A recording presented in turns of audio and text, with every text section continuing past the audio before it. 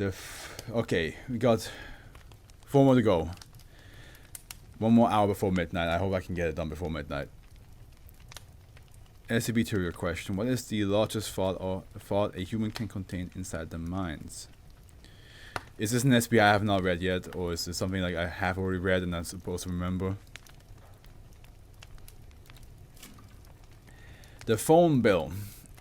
Vinwon, you can probably answer this, because I can't, and I won't. The phone bill's next.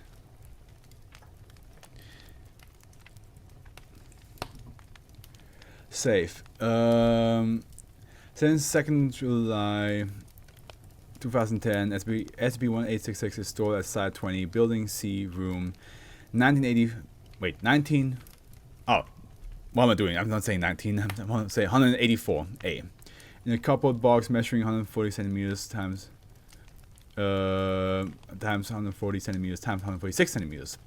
The box contains a card table 130 centimeters wide, 130 centimeters long, and 71 centimeters tall. An envelope has been stapled to the center of the table and is to remain so at all times. SCP-1866 is to be placed inside the envelope when not in use. Photographs, stickers depicting this type of hazards, 118 data corruption, 3 self-propagating and means of activation, 005 proximity, are fixed in a prominent location on the box exterior. And we have the SCP-1866 in detail. Let's give a closer look here. Well,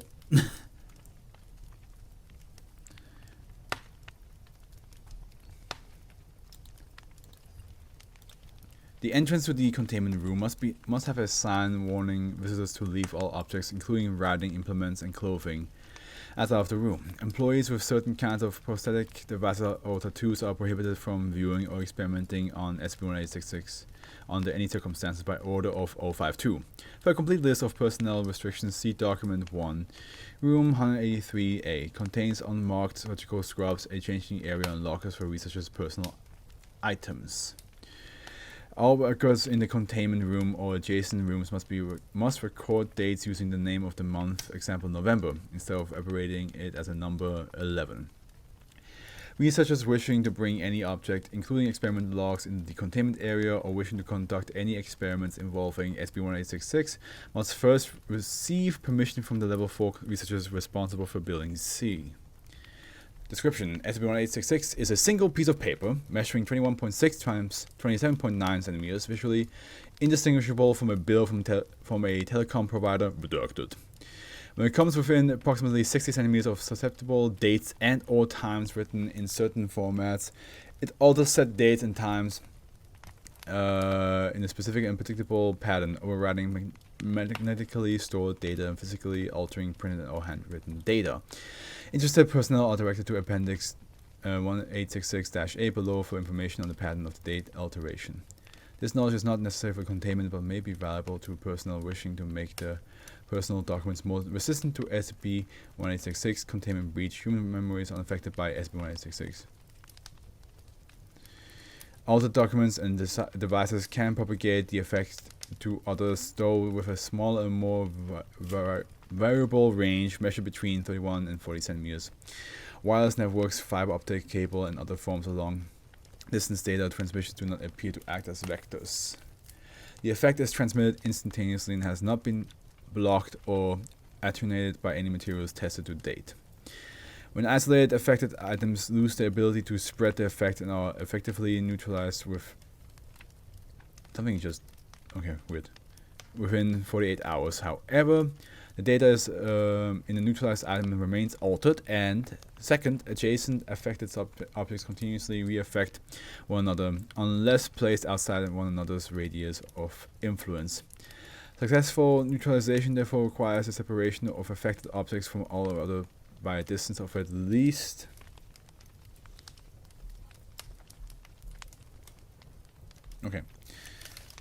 of at least 40 centimeters for at least 48 hours.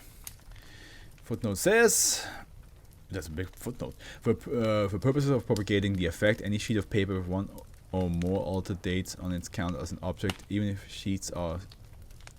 Pardon me, why did that just move?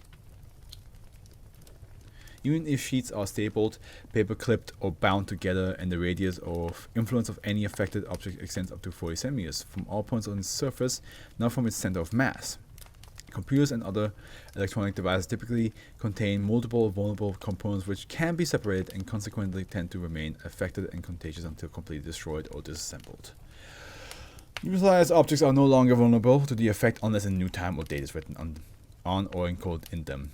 SCP-1866 itself is always capable of altering susceptible objects and cannot be neutralized. Let me just read that part again.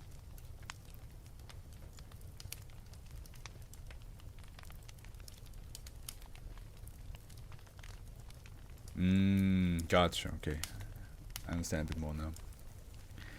Recovery log. The case which led to recovery of SCP-1866 began on Tuesday, July 21, 2009 in Oxford, Illinois, a former town of about 15,000 people located in... It's not Illinois, I don't know. People, I'm not sure. Oh, it is Illinois. Here we go. People located in Whiteside County, Illinois. A single individual retrieved SCP-1866 from his mailbox, transmitting the anomalous affected to his driver license and cell phone, and then went to his office at 9 a.m. The effect spread immediately to multiple objects within his cubicle and neighboring cubicles, then more slowly as employees moved around the office. By approximately 10:15 a.m., several employees were simultaneously contacting technical support for computers and HVAC repair for the office thermostat. The number of and content of these calls were flagged by voice recognition software wiretaps as a possible anomalous object situation, and the mobile task force MU4 debuggers was alerted. MTF MU4 arrived at redacted at 12:05 p.m. because the nature of the event and the circumstances by which it was spread were initially unclear, and because the effect slowed agents' ability to communicate. That makes sense. All the dates and notes that you have written down are changed, so people will immediately just be messed up. When it comes to like organizing anything, city quarantine procedures were not initiated until 12:43 p.m. on the 21st July. The quarantine was maintained for 4 days while agents determined what had happened, during which time the effect continued to spread within the town, resulting in minor disruptions to local telephone service and traffic, significant disruption to emergency services, medical care, and government functions, near total disruptions of electrical services, and near total disruptions of banking and commercial services. Here we go. Electrical service. Citywide service was lost on the 22nd July and was never restored. Hospital generators functioned until they ran out of fuel on the 25th of July. And commercial services. God, these footnotes are massive. Post-analysis concluded that the most significant initial vectors for the effect, not counting the oceanal carrier, were grocery and convenience stores. Many of the products sold bear expiration dates in susceptible formats. Stores typically contain or are located near ATMs. Large numbers of people use the same credit card readers, easily altered via susceptible card expiration dates. People stand in close proximity to one another and checkout lines, and large numbers of date and time-stamped receipts are generated throughout the day. A total of 24 individuals lost their lives as a result of SCP-1866. God, I just might as well go down here to read it. Specifically, one person being held in the county jail attempted to leave the facility when the electronic locks failed and was subsequently tased by officers. He died in the hospital a short time later of an undiagnosed heart condition. Electrical services disruption led to 2 heat-related deaths in one of the city nursing homes and 3 heat-related deaths elsewhere in the town. Nursing home residents were relocated to the hospital. Traffic light errors resulted in 3 serious traffic accidents on the night of 21st July. There were 2 fatalities. The hospital reported 1 death due to the errors in life support equipment and 11 fatalities caused by medication overdose. Records indicated that medications had been delivered earlier than what was the case, resulting in doses being administered too close together on the 21st and 22nd July.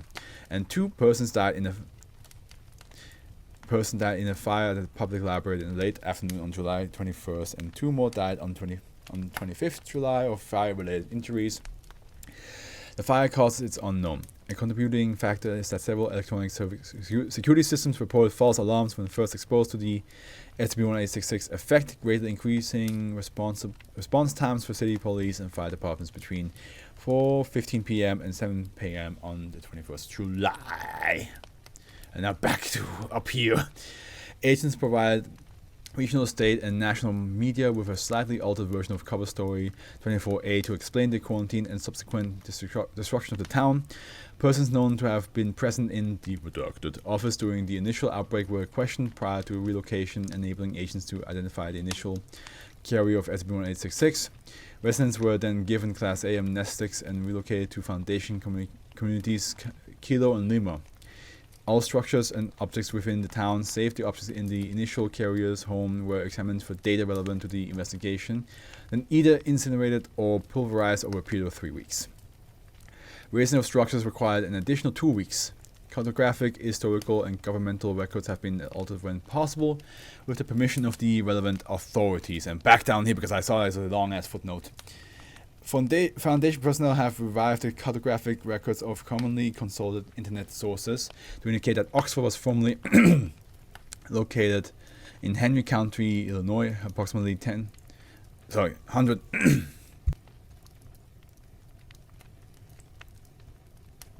100 kilometers southwest of its actual location. Internet traffic has been monitored continuously since the containment of SCP-1866 for references to Oxford in hopes of locating individuals who might be investigating the town or its disappearance. Only 12 such individuals have been detected as of 9th of August 2011. All were treated with Class B amnestics and released. And back up here we go again. The initial carrier of SCP-1866 effect was interrogated by Foundation agents from 23rd July until 4th of August. He maintained throughout interrogation that he had no knowledge relevant to the origin or function of SCP-1866, nor could he think of a reason why anyone would wish to make it appear that he did. All 5 agents involved in his interrogation conclude that this is likely true. Interrogation report -1 on August 5th, 2009. The recipient of SCP-1866 was given Class A amnestics and relocated to the Foundation community. All of his personnel belongings were collected, transferred to Site 9D, cataloged, and tested for SCP-1866 activity. Due to the extremely large number of items collected and the extra effort necessary to prevent contamination of Foundation information during cataloging, several affected items were no longer active by the time they were tested, leading researchers to the realization that the effect's contagiousness decays with time. Subsequent experimentation resulted in the neutralization of all infected objects except the original, which was revealed as SCP-1866. The origin of SCP-1866 remains unclear. The paper stock graphics and envelope are consistent with that typically used by the utility. The phone calls recorded on the bill are likewise consistent, accounting for alteration introduced by the anomalous effect with utility records. Neither SCP-1866 nor its envelope contains any unusual markings. The envelope bears a 20 July 2009 postmark from the Sterling, Illinois Post Office consistent with the utility billing cycle. The original envelope has no ability to block the effect of SCP-1866 as determined from testing, but no similar outbreaks have appeared in Sterling or elsewhere in the country, leading to the conclusion that the anomalous effect was introduced after the bill left the Oxford Post Office. Note: 2 of the 9 agents who contributed to this report hypothesized that SCP-1866 was a trial run by an unknown terrorist group, and the effect was not necessarily intended to spread beyond northwestern Illinois. A group seeking maximum spread in 2009 would have chosen a release date in March and June and September, all in the 3rd, 6th, 9th, and December. Okay. Yep. No similar objects have been reported since 2009. I get it. Yeah, understood. Okay, Appendix A. Data altered by exposure to SCP-1866 is effective when the following conditions apply. The data represents a date or time. The data is represented as a set of integers, at least 2 of which are not 0, and all integers within the set share a common divisor. The new date or time is generated by dividing all integers in the original date by the common factor. Therefore, 7th 28th 1981 becomes 1st 4th 283. Division by 7. 12:38 a.m. becomes 1:03 a.m. Division by 12. Division by 7. Times and dates without common divisors. Examples 8 9th 9th 4:17 p.m. 1:1 are unaffected. Objects lacking susceptible dates or times can neither be affected nor propagate the effect. Objects in and /on which only a single number is present. Example 3 representing the month of March, or a single timestamp of 9 o'clock are unaltered. Zeros count only in the presence of multiple non-zero integers. Therefore, 10 a.m. is unchanged, but 10 with 5 seconds a.m. would be 5 a.m. a.m. and p.m. designation. No, now I'm getting slightly tired. Designations are ignored. Times are always changed to a.m. Thus, both 10:15 a.m. and 10:15 p.m. will become 2:03 a.m. Time zone designations are likewise ignored. Times written in military or 24 hours notation. 17:34 hours are treated as a single 4-digit integer, not as 2-digit ones, unless the hours and minutes are separated by punctuation or are stored as separate integers. Example 16:2. Original dates are susceptible. Consequently, some dates not susceptible to the effects of SCP 1866 written in more common formats, such as 7th, 13th, 10th, are vulnerable if recorded in ordinal date format. 7th, 13th, 10th written as such will be unaffected. The same date in ordinal format, 2010, 195, will be affected. Epoch dates are not susceptible until translated to sets of integers. Due to these properties, the SCP-1866 effect will spread particularly rapidly during some years, months, and hours, and less rapidly during others. Additional resources should be allocated to monitoring for SCP-1866 like outbreaks at the end of the following months, with a specified duration. January 2012 for the period 2nd, 12th, 3rd, 12th, 4th, 12th, May 2012. I had to dip again without a chance to leave. Whoops. No worries. Oh, God. May 2012, 6th, 12, July 2012, 8th, 12, 9th, 12, 10th, 12, November 2012, 12, May 2014, 6th, 14, 7th, 14, 8th, 14th, January 2016, 2nd 16, 3rd 16, 3rd 2016, 4th 16, May 2016, 6th 16, 7th 6, 2016, and all that stuff. Man, God, saying all these numbers, so many numbers. My brain got fried.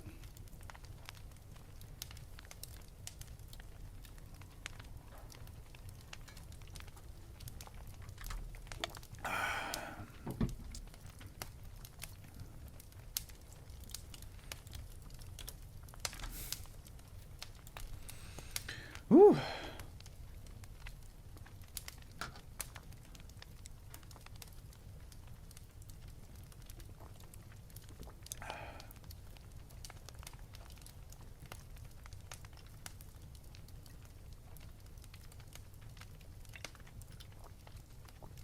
Just gonna finish this, my Chi Fuel, and then we can read the 3 last ones. Hopefully they're short, because I'm feeling it.